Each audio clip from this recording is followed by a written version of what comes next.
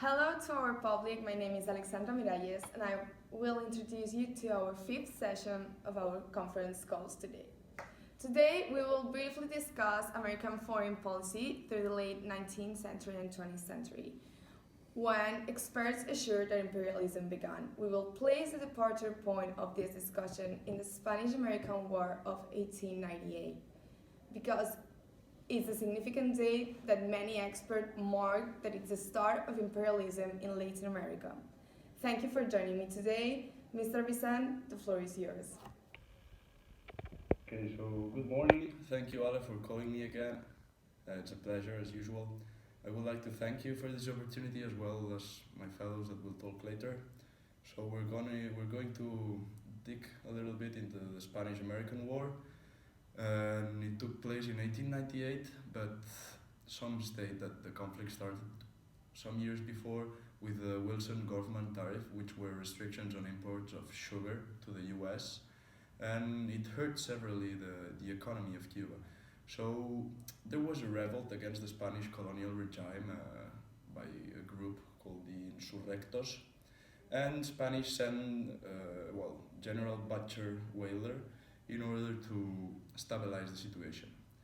At that time, US politicians, academics, and businessmen steered into an anti-Spain frenzy movement, if you want to say it. So in 1897, when President McKinley was elected, the uproar in Cuba was still going on. So he sent the USS Maine in 1898, which was a military ship, into a friendly, if you want to say it, mission to Cuba. But in February of the same year, the USS Maine was mysteriously blown up. So the war was declared in April.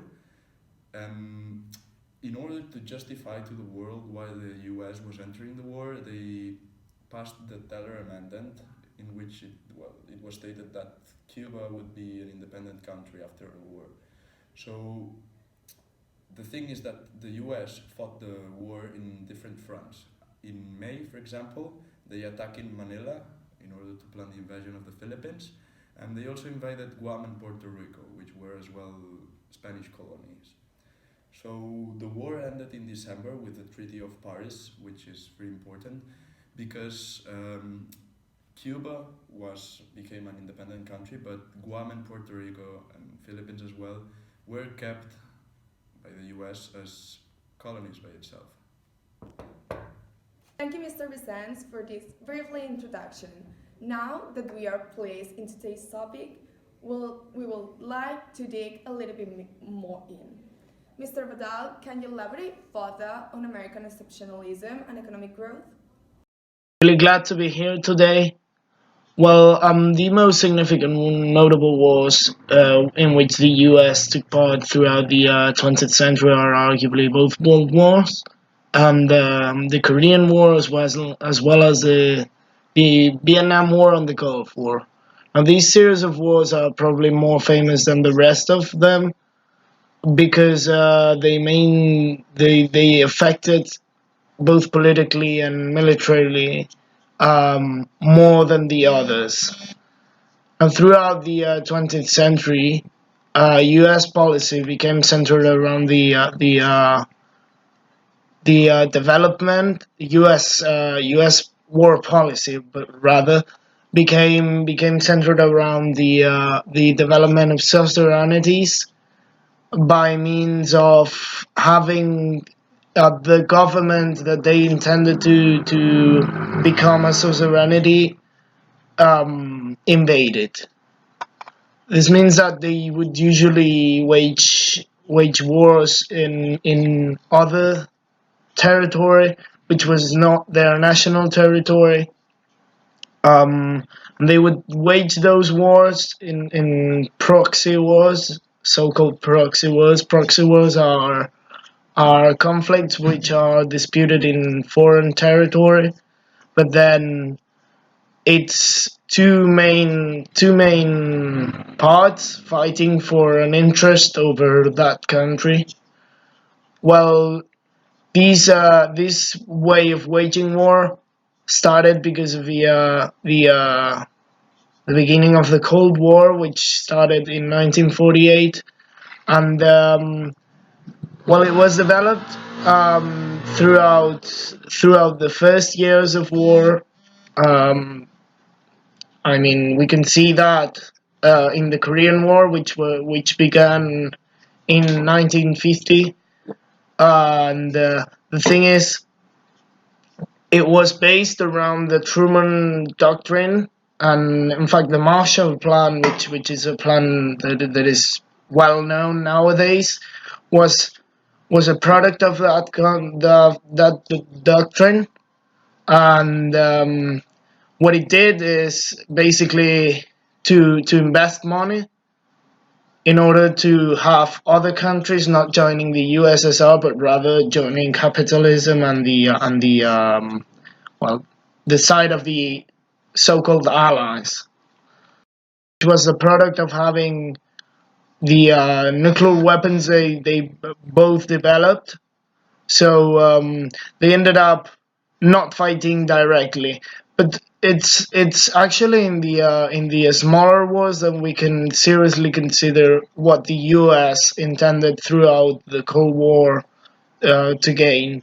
And in conflicts such as the insurgency in Thailand and the Lebanon crisis, as well as the Dominican Civil War, you can really see that what the U.S. was trying to do was actually just to change the government and thus to make them their allies, so as to gain power and to fulfill their interests over that country in particular.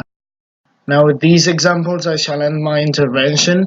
But the thing to remember is that the US mainly waged war throughout the 20th century after both World War wars, mainly because previously they hadn't formed the Truman Doctrine.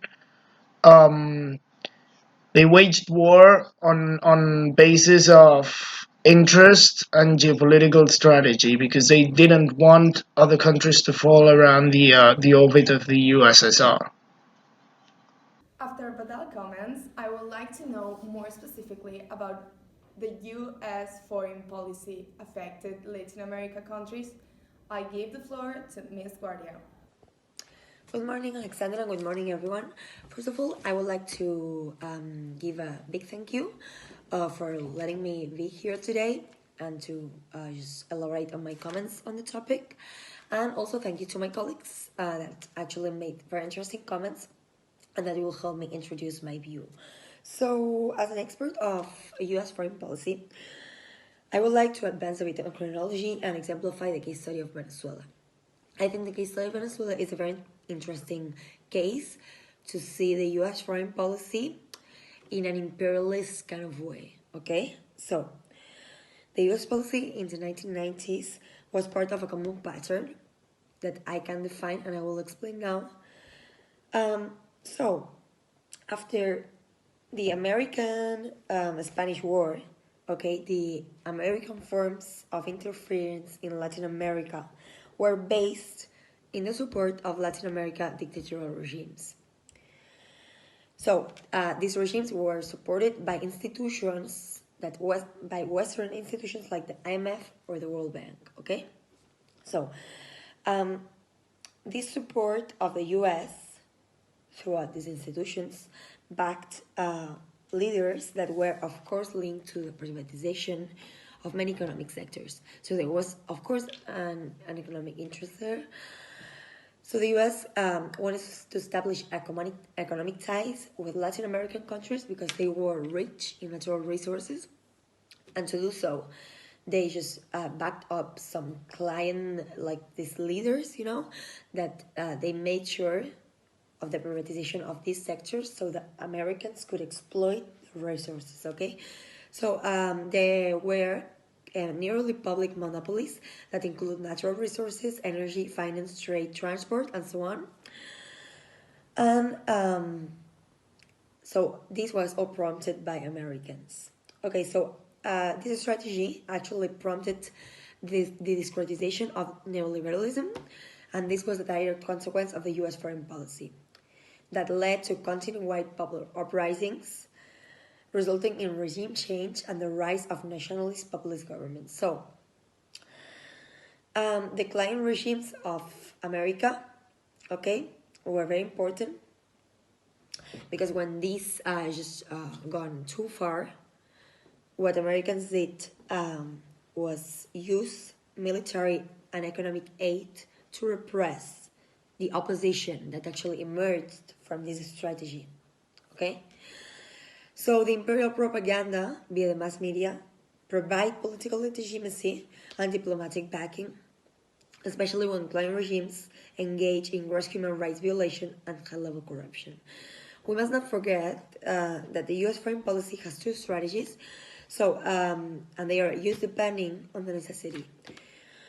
When they aim to weaken or overthrow a nationalist populist regime, the empire will resort to multiple forms of attack, including corruption or organizing and backing disloyal military officials. So this also happened, that military officials violently overthrow the elected government, establishing military bases in neighboring countries as a platform for future joint military invasions, and a lot more. So these are some comments on the U.S. Foreign policy, and I try to exemplify it with the Venezuelan case. Wow, I see that the foreign policy of the United States is prepared for almost every possible scenario.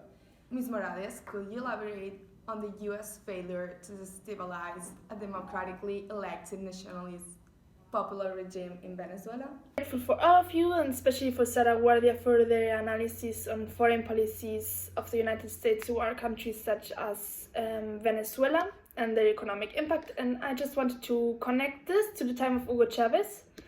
When he aroused power and throughout democratic elections, Washington tended to write off Chavez's promises of a new constitutional order and a new Bolivarian foreign and domestic policies, including nationalistic and populist reforms, as typical as Latin America campaign rhetoric.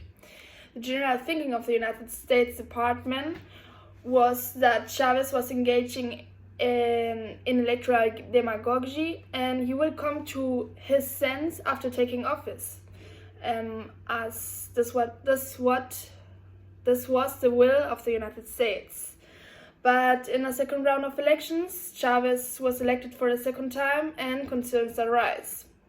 The new constitution included clauses favoring the radical social and nationalistic agenda, and this led to an early defection of some of the more conservative Chavez supporters that aligned at the end with Washington.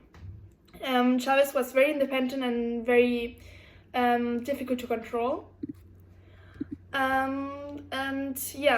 the end, Washington will have serious problems when containing Venezuela to her network of satellite powers.